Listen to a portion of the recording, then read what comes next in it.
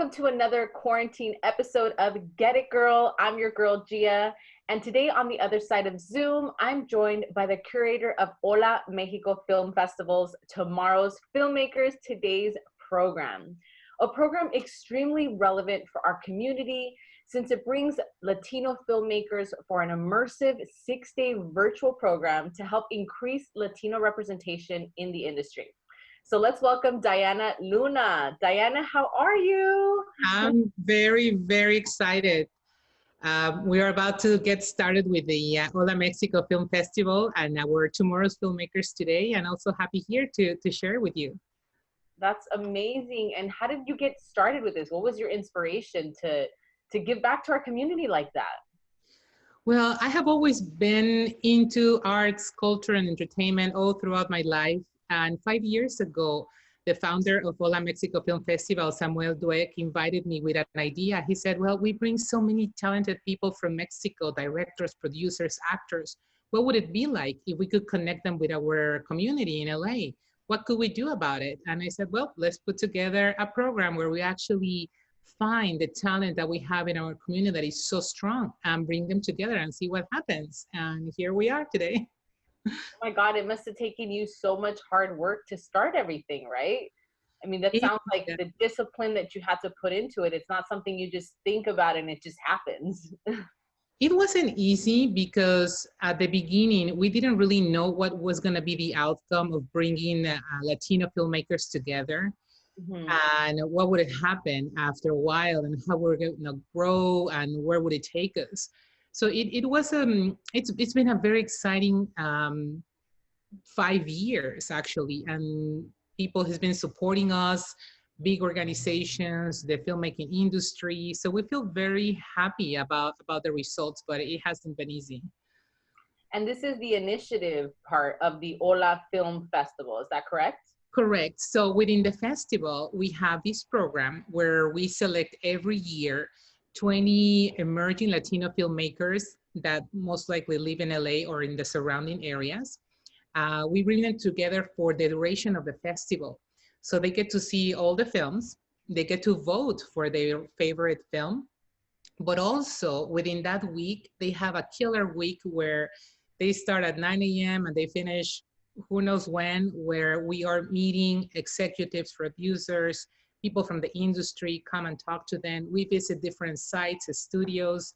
It gets pretty crazy. I think by Wednesday, everybody wants to go home and crash, and we don't let them. They go all the way to the end with the main goal that they get to know each other, that they create partnerships, collaborations, that they fall in love with each other's work, and then further their careers throughout the opportunities that we present throughout those 10 days of the festival. That's amazing. Yeah, you definitely have to be passionate about what you do because like you said, you get tired and you can't just give up. You have to keep going. And it's pretty much how, I mean, working in the filmmaking industry is. Schedules are not necessarily the 9 to 5. We kind of replicate that in the program, but it's mainly for the participants to get to know each other and find commonality and get excited about each other's work. I think it's a fun 10-day program. And it sounds amazing. It sounds like each of them are also encouraging each other, which I also truly believe that when you encourage others, you're encouraging yourself.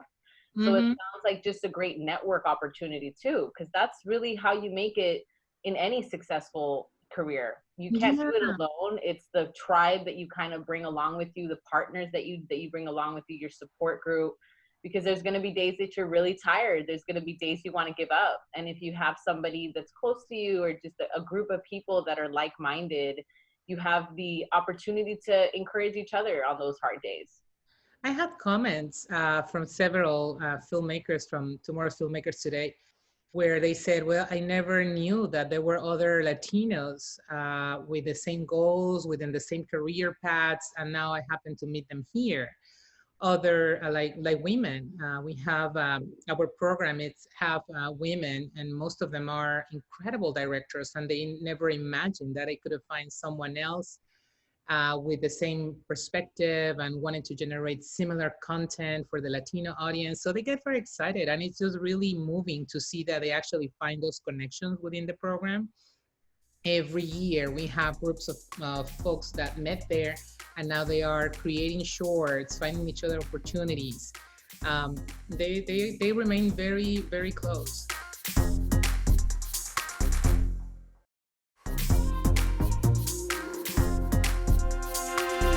You know, Latinos, we're still really paving the way for ourselves to get into the industry, because it hasn't really been there. You know, there hasn't been a road for more than, you know, maybe 2 or 3 really main Latinos in the industry. And so I think it's important that the bigger our group is and the bigger our you know, our community becomes, we're able to really get into the industry with force, with power, and really make an impact, because we want to tell our stories. You know, I know me growing up watching television, watching shows, which is what made me passionate about, you know, Latino media, is I didn't see people that looked like me. I didn't see people with my body. I didn't see people with my hair color. I didn't see people with just that acted like me. And it's a beautiful thing to be able to tell people's stories and make us feel important too, you know? And I think, you know, building that community is amazing. And speaking of that community, you said that you select 20 people. What is the criteria for the selection? Yeah, well, for selecting our participants, this is actually a very particular year. Every year we select 20, and the selection process is about having a completed short. You write an essay where we want to see what is that you are looking forward into, not only your career, but as being part of your community.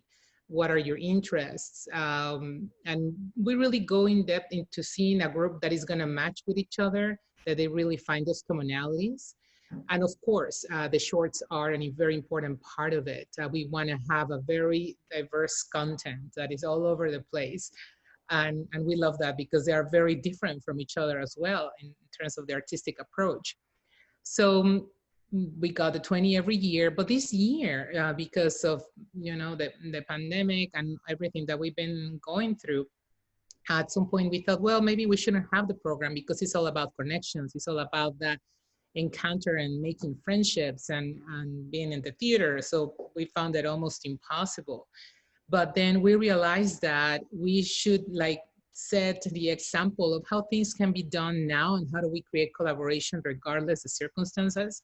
So that's how we are having our film festival this time, streaming via Pantalla, where they have incredible Latino content and incredible movies as well. So they're going to be the host of the festival, as well as the shorts from Tomorrow's Filmmakers Today.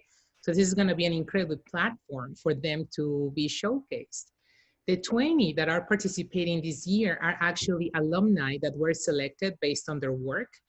And we selected our favorites. I also have one of our members of Hola Mexico. He's an incredible film critic as well. So together we put together, I think, a program that really reflects the talent of filmmakers in Los Angeles, Latino filmmakers in Los Angeles, that we feel very, very proud of the 20 that we have selected. And they're also going to be able to have a program that is going to be shorter, way more simple, because now we're on Zoom and we don't want to kill anyone being all day in Zoom sessions. But we're bringing incredible people and executives to talk about opportunities for Latinos in writing programs, directors programs, all the resources that are out there. So we're kind of wanted to see towards the future, and bringing all these folks to talk with our filmmakers and see what's next. I know, and you know, that's what we do best. We are creative. So you have to, like you said, create new ways, even during with this pandemic, to make it work. Correct. And you're doing a great job. So you talked a little bit about the streaming service. Like, how would that exactly work though, with the Pantalla? Well, very simple. You go to Hola Mexico Film Festival.com, HolaMexicoFF.com actually.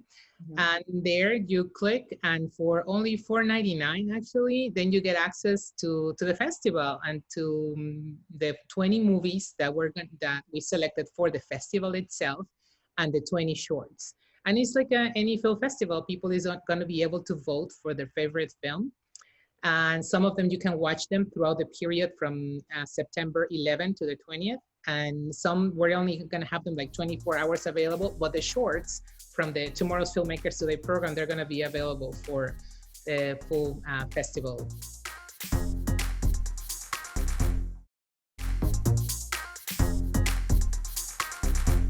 Yeah, I've been able to attend and actually go and be the host, basically, to interview the editor, the creators of different movies. It was an LA Film Festival for women movie makers, and Oh, it's wow. amazing. It was called LA Rise. Yeah, it was called LA Rise Film Festival, and I was able to interview these amazing creators, and it's just so inspiring. And like you said, it's a red carpet, and it's this whole big experience. How are you going to be able to help them feel that same excitement, do you think, through the online world? How are you guys planning to do that?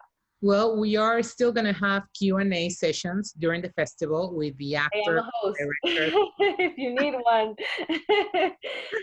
Yes, so that is still happening. And again, the people will be able to interact as well. And in order to replicate that also with the program that we have for tomorrow's filmmakers, it will be the same. We're going to have live Q&As, and hopefully the interaction, it's obviously is going to be different. But you can still celebrate at home with your friends and family and watch the festival if it's any other festival. So, and I mean, it's landing in the Hispanic Heritage Month, so we might as well celebrate every day we're watching movies. So I know. it's just for no party. And I'm excited for programs like these because it's giving, like you said, the Latinos an opportunity to make their own movies, tell their own stories, and I Mm-hmm. think that's amazing. And if you were to tell, a new filmmaker that's watching this, maybe even myself, I make videos on YouTube, but I've always kind of wanted to take it to that next level. What would be kind of a blueprint to start? Maybe like a top 3 to 5 steps to start doing that. Mm-hmm. I think that the most important piece to get us started is to find a group of people that can work with you. And that word to me is so important. It's about collaboration. If you don't find that niche or that group, then alone, I mean, you can be an incredible artist and talented writer or photographer. But if you don't have that group that you can rely on, I think that's going to be harder to develop your career. And Mhm. second, accessing all these resources that are also available for emerging filmmakers right after you finish school. You think like, well, things are going to happen and I'm going to find a job, or I'm going to put together my first feature right away. It's very difficult because at the end, it's all about financing projects. But there are ways to do it, either in very creative ways from kickstarting campaigns, GoFund campaigns, but also it is a matter of being known and really putting yourself out there to programs such as ours. There are many other organizations that put together programs for Latino or for emerging filmmakers that support you as mentors, that support you with scholarships. So the further you go, the more people that you know, the better off. Because I think that when you isolate yourself and you're thinking, well, maybe I would just send my film to HBO and maybe somebody's gonna watch it or somebody's gonna read it, and most likely nobody would. So it's a matter of finding other avenues to find the opportunities, I will say.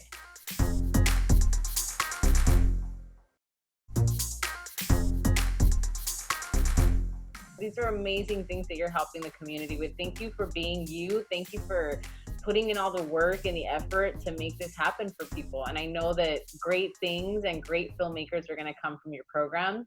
I may even think about signing up. I'm Good. You should inspired. definitely do it. Yeah, I'm really inspired. I started with YouTube videos, and making my own story was just my fitness journey. And I've been doing it 8 years, and I kind of want to take it to that next level and telling my story just in my whole lifestyle and the hardships that I've gone through. I think it's important for people to see that, so that they see that Mhm. your life wasn't just all, amazing and happy, and, what Instagram shows, which are the highlights. There were dark days, and all that stuff made me who I am. And if I was able to tell it in a story, I think it'll inspire a lot of people. And doing things, like you said, not just to help yourself, but to help Mhm. others. I think that's the Definitely. mission. Yeah, all stories need to be heard. And as you said, it's a matter of just doing it and finding the support. And I mean, we cannot do anything alone. And as a Latino community, I think it's so important to stick together, to really provide the opportunities to one another. So it's important. I know. Supporting each other is definitely important. And that's what I will be talking about. We'll be looking at something in the next segment. But thank you, Diana, so much for being with us today. And we're going to end, like I said, today's show with a teenage Latinx Mexican group in Chicago called Herencia de Mexico. We met with two of their members, and this is what they had to say. Mi nombre es Alejandra Aldacos, soy violinista y vocalista de Mariachi Herencia de México. Hola, soy Melanie Juarez. Yo canto y también toco la guitarra en el Mariachi Herencia de México. ¿Cómo empezasteis con esta banda de mariachi? Bueno, nosotros empezamos en el 2016, empezamos como un programa, parte de las escuelas públicas aquí en Chicago, y era un programa después de la escuela para niños que querían tocar música de mariachi. Entonces, desde allí se fue formando poquito a poquito el grupo, y después en el 2017 grabamos nuestro primer disco, nuestra Herencia, y que también fue nominado en Grammy. Entonces, así empezó. Perfecto. ¿Y cuántos sois en el grupo? ¿Cuántos son? Somos como unos 20 niños. ¡Wow! ¿De cuántas edades? Desde 14 hasta 19. Wow. Y quiero saber, ¿a vosotros siempre os gustó la música mariachi? ¿Es algo que las familias les inculcaron? ¿O es algo ¿cómo nació el amor hacia la música? Pues muchos de nosotros desde chiquitos crecimos con esa música de nuestros padres, de nuestros abuelos, y desde entonces hemos crecido a saber qué es esa música, pero no entenderla completamente hasta llegar a este punto donde estamos ahorita, donde estamos aprendiendo qué es lo que ellos escuchan, lo que es su herencia de ellos para nosotros. De ahí el nombre, ¿no? Del Sí. grupo. Claro. ¿Qué edad tienen ustedes? Yo tengo 16. Yo igual. ¿Van juntas a clase? No. Ahorita no. Son de distintos. Ya. ¿Y qué es lo que más les gusta del grupo? Yo pienso que para mí lo que más me gusta es poder colaborar con niños de mi edad y poder saber que ellos sienten lo mismo que yo siento por la música. Sí, la verdad es algo muy emocionante saber que mis compañeros me entienden y saben la pasión que nosotros tenemos a la música. Entonces es algo que es muy bonito, que podemos estar todos juntos amando la música. ¿Y hacen canciones originales o son covers de otras canciones que ya existen? Serían covers. Covers, ya. Sí. ¿Cuál es el que más éxito tiene? El que siempre la gente pide, canten esta. Bueno, es que todas las canciones que nosotros tocamos son muy tradicional y clásicas, entonces muchas personas no creo que reconocen la música de verdad, que es el del mariachi, pero para nosotros, no sé, Alejandra, ¿qué crees? Yo no sé, son muchas. Es que como son muchas canciones, como tú dices, clásicas, nos piden de muchas y no podemos exactamente decir que nomás es una. Sí. Claro, me imagino Cielito Lindo, todas esas son de las populares. ¿Y dónde tocan? ¿Dónde normalmente tocan? Bueno, a nosotros nos contratan, entonces nosotros tocamos en donde quieran, no importa, pero quinceañeras, bodas, de todo, ¿no? Sí, de todo. Sí. Y también, pues, en escenarios grandes, en el Millennium Park, hemos tocado y también viajamos por todos los Estados Unidos y también afuera de los Estados Unidos. Entonces, tocamos en donde quiera. Muy bien, así me gusta. Y dicen que acabas de decir que viajáis también fuera de Estados Unidos. ¿Qué sitio fuera de Estados Unidos es una de las destinaciones que más les llaman? Hemos ido a Canadá, a México y pues a ver a dónde este año, pero con todo lo que está pasando. Pero para mí, mi favorito lugar que hemos ido fue México. México. ¿Y dónde en México? Sí, Guadalajara. Guadalajara, Jalisco. Mi marido es de Jalisco, es de ahí, de Guadalajara, Tapatío. Arriba Jalisco. Arriba Jalisco. Muy bien. Y ahora con todo lo que está pasando de la pandemia, ¿están haciendo como conciertos virtuales? Bueno, ahorita no estamos haciendo, sí estábamos haciendo, pero ya que podemos salir un poco, nosotros hacemos tocadas usando nuestras mascarillas y con nuestra distancia. Entonces sí podemos todavía tocar, pero con la distancia. Entonces, sí. Muy bien, eso bueno, y con máscara y la salud lo primero. Oye, ¿cómo un grupo tan grande de 20 personas, cómo os lleváis entre vosotros? ¿Hay dramas? ¿Os lleváis bien? ¿Hay romances? Cuéntame el chisme. Bueno. Pues bueno, todos somos amigos y nos llevamos muy bien. Casi yo los considero como si fueran mi segunda familia. Somos ya tanto tiempo juntos, nos hemos hecho saber entre nosotros quiénes somos, nos conocimos y ahora somos casi como una segunda familia. Bueno, oye, me encanta, chicas, tengo muchas ganas de ir a escuchar, a ver cuándo vienen a Los Ángeles. Sí, claro. Sí. Ya pronto. Muy bien. Bueno, os mando un beso. Be safe with the whole COVID. Y nos vemos pronto, ojalá. Muchas gracias. Muchas gracias. Gracias, chao.